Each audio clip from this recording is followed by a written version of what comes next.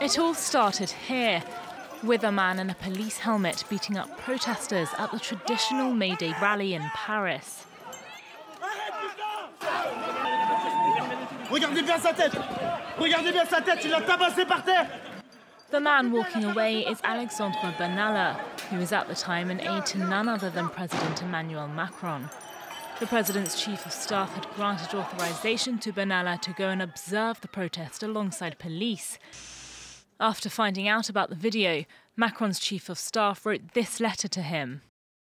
Your behaviour has damaged the exemplarity that is expected at all times from agents working with the office of the President. As a consequence, I have decided to suspend you from your duties for 15 days, starting on the 4th of May 2018. Suspended, but not fired. This with full pay. The presidential palace also reportedly demoted the employee.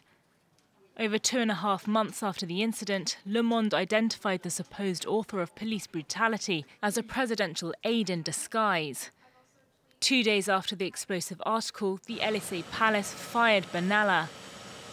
By the end of the week, he was placed under formal investigation for assault, interference with police work and impersonation of a police officer. On July 23rd, Parliament started a public hearing on the scandal, and the government was forced to suspend debate on a constitutional reform bill while it handled the fallout. It wasn't until 8 days after the revelations that Macron broke his silence on the incident.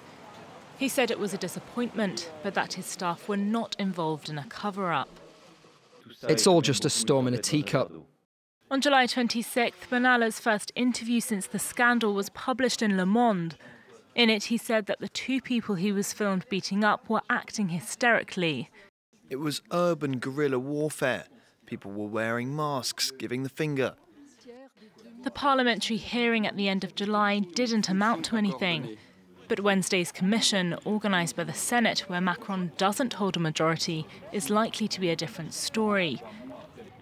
Last week, Benalla said he would refuse to attend, but he later changed his mind, saying he'd been threatened with further legal action if he didn't appear. The commission could take up to 6 months.